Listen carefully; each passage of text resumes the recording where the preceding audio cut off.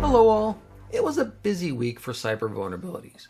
Microsoft and a host of others unleashed their Patch Tuesday lists. CISA alerted on Adobe F5, and Fortinet plugged severe holes as did Ivanti and Veeam.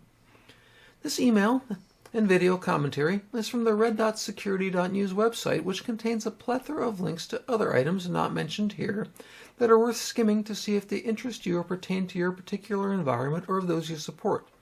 There's a lot more than what's provided in these opening comments.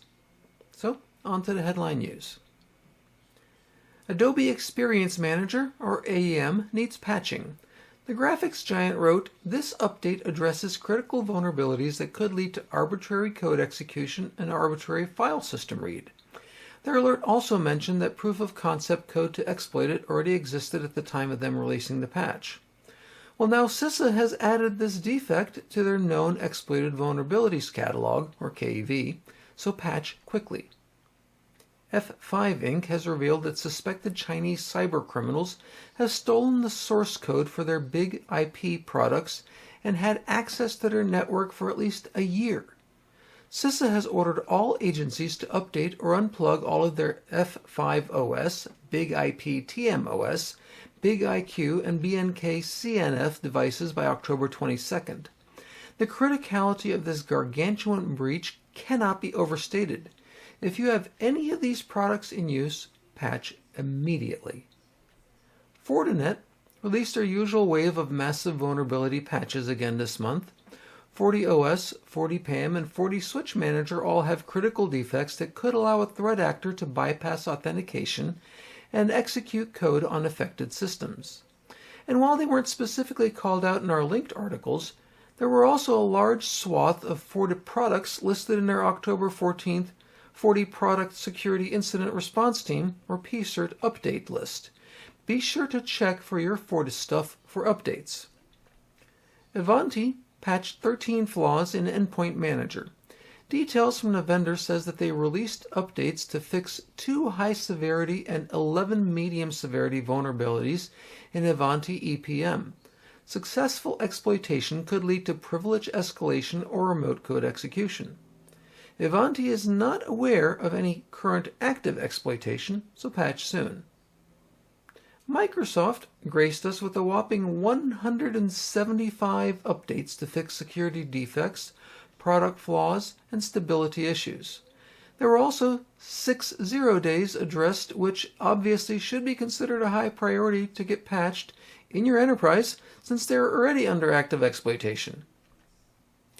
Veeam has released an updated version of their Veeam backup and replication software for Windows due to a critical remote code execution defect by a domain-authenticated user. Now, why you join your backup server to your domain is beyond my comprehension, but that's another concern. Update to the latest version to mitigate this flaw. PowerSchool hacker sentenced to 4 years is at least a bit of justice for the thousands of lives this ignorant dirtbag upended. At a mere 19 years old, his life will never be the same, thankfully. In addition to prison time, he's been ordered to repay $14 million in restitution and $25,000 in fines. In reading the judge's final judgment, $10 million of the restitution is to the insurance carrier. I guess we now know how much it cost them to mitigate this. Everything is Television is an excellent article that goes into depth on how we've been reprogrammed to only consume information in small bites. We're no longer capable of focused attention for extended periods of time. Now, it's well worth the time it takes to read, even if it is more than the usual 30-second soundbite. I attended a new cybersecurity conference this past week in Tampa, Florida. It's named Cyber Bay and is the vision of Artie Bellini. The Bellini family is investing significant money and effort into the Tampa Bay area to transform it into a technology powerhouse. We're currently home to Florida Cyber Center, ConnectWise, ConnectSecure, CyberFox, KnowBe4, Jabil, and now the Bellini College of AI and Cybersecurity at the University of South Florida, to name just a few. I got to meet people from all walks of life from all over the country, and I was privileged to attend presentations from some of the smartest in the industry. It was an excellent few days. If you get a chance to attend a local conference, I encourage you to do so. It's well worth your time. Keep the shields up.